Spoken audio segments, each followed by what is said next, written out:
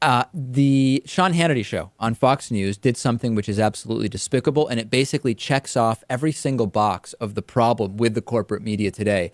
Sean Hannity decided to have a panel last night. He said, you know what?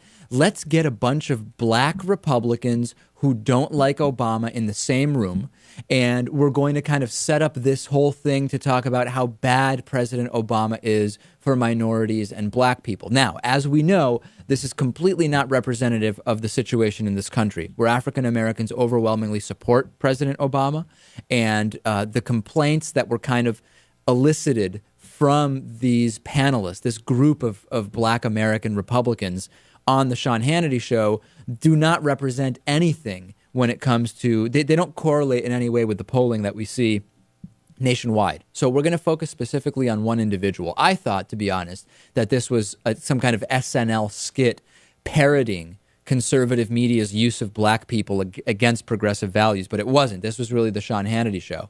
And he brought on an individual named Deneen Borelli. Now, Deneen Borelli is a Fox News contributor, and Sean Hannity had the following conversation with her, and it led to her making the claim that President Obama has a war on black Americans. And again, this is so misleading, because if you're a casual observer, casual consumer of corporate media, you flip around and you say, oh, interesting, Fox News, well, just one other news channel, I don't know anything about what Fox News means, has this room of black conservatives, and some of them are angry with Obama. They think Obama is actually has a war on black Americans. Seems legitimate. Let's take a listen.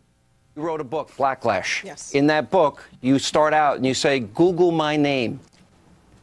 I know you well. I Googled your name. I don't like what I see. Tell people what they'd see if they do that. Well, listen, you're going to see things that I can't even say on your program, but token, traitor, sellout, Aunt Jemima, Uncle Tom. But these are individuals hiding behind their computers instead of debating me on my values and my principles. But I tell you, I wrote Blacklash because I want to expose the failures of the black liberal establishment. And at the top of the list is President Obama. In my opinion, he has a war against black Americans, because look at the unemployment rate, look at the failed high school dropout rates. He is not doing what he should be doing to implement proposals where people should be employed.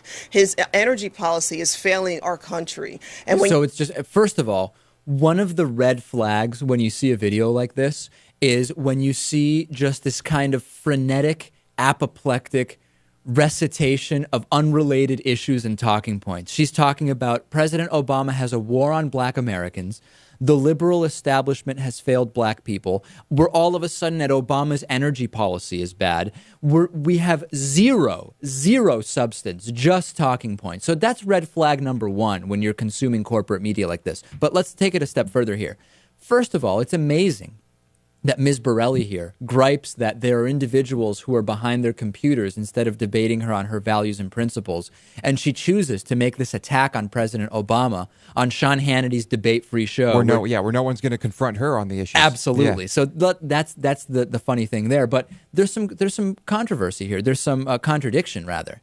I thought President Obama hated America and wanted to destroy the country, meaning all of us, black, white, Asian, Hispanic. I mean, Glenn Beck said that President Obama hates white culture. This conspiracy theory contradicts the other conspiracy theories about who does President Obama want to destroy. Is it just black people? Is it white people? Is it people who aren't religious? I can't even keep it straight, Lewis.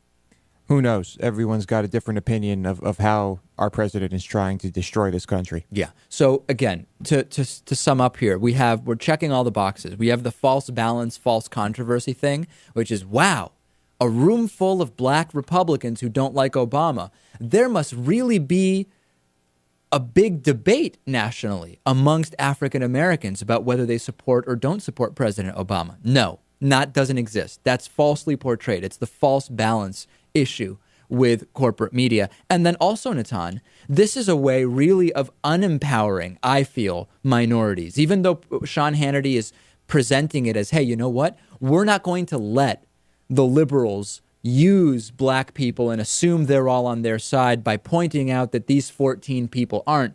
But really, I feel like it's actually, by misrepresenting the reality, it's more damaging than anything else. Yeah, and this kind of reminds me of when John McCain, a few months after Obama took office in 2009, he complained on one of the Sunday talk shows, I think, that he was expecting change and we didn't get it. Well, I mean, he ran against that change. So on the one hand, there's a question here as to whether a president can even do the miraculous things that this woman is asking for. Right. On another level, I mean, isn't Fox News and isn't she, as a conservative, advocating for the policies that would actually be way worse than the ones that Obama is actually implementing? So I don't really get what she expects Obama to do that what she supports wouldn't do worse.